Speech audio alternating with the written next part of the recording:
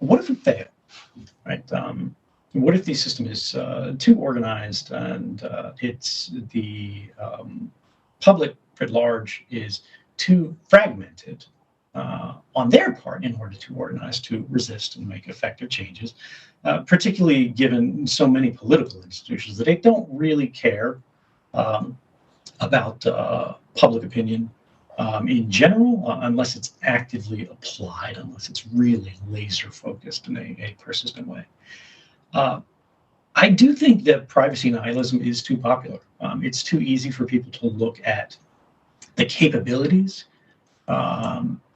and the potential for violence, particularly as these capabilities improve, right? You start thinking about automated infraction detection and arrest and enforcement. Eventually, there is going to be a government in the world that is going to try basically judicial algorithms instead of judges.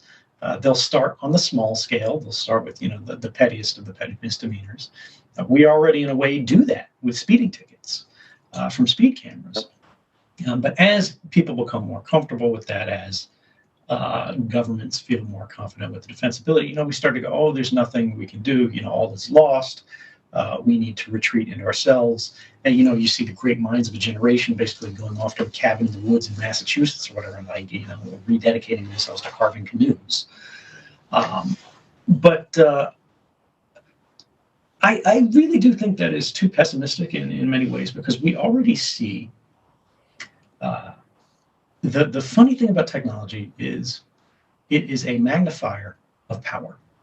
And what happened with the internet, the enormous renaissance that it brought about early on, was governments basically sucked at it. They weren't imaginative enough. They weren't organized enough. It was really academia, and where there was government, it was government scientists and researchers who were looking at this and extending this to those people in government who were creative and cooperative, who were all their relative power, which generally was quite small in the world and in their institutions, suddenly was amplified, right?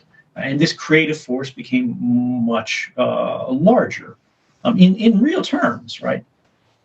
But nominally, the power even this great crew here had, when it was multiplied by, let's call the internet just a factor of 10 for ease of imagination, they were now 10 times stronger. We have 10 more academians, right? We have 10 more times the number of government scientists that are interacting, and it brings about this little short golden age, right? But then the long tail of corporate suck, right, and government comes in, and they're much, much larger.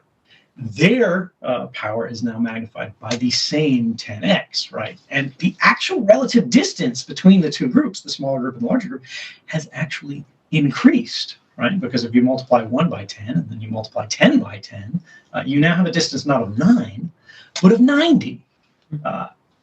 However, there is a cap on how much mass influence you need, on how much, just on this sort of imaginary table of potential to influence that you need to change the world, right? You don't need to have 100,000. You don't need to pin the needle. If the whole of academia represents on this new scale of 10, right, and an individual might have been, a fraction of 1, maybe an individual over time, as more, advances in technology, maybe they get up to 1, maybe they get up to 10, maybe they get up to, 100, maybe government's up in the stars, they're like, you got to write it in scientific notation.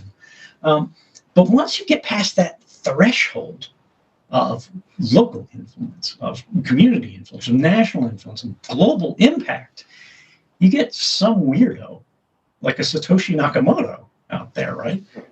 Who writes a paper and he shares it with a bunch of other weirdos on a cypherpunks mailing list. And over time, now you have something that is actually an existential threat, because we talked earlier about how is this unfair system maintained? Well, if governments raise taxes too much, everybody gets dissatisfied. You start to have resistance. They might go, oh, can we maintain this system in this way without restructuring or rejiggering it in risky ways? But what if we just borrow instead? What if the government writes itself loans and then basically writes these loans off to a generation that isn't even born yet, or to everybody else through a self-tax through means of inflation, like that. If they keep doing this, if they keep playing games, if they keep writing checks that other countries in international trade don't want to cash, right? They don't want to keep loaning money to this treasury or that central bank. All of those things that we take for granted, the structural elements, the pillars of the status quo, start to crack. They start to fracture. And if you look at the value of something like a Bitcoin, right?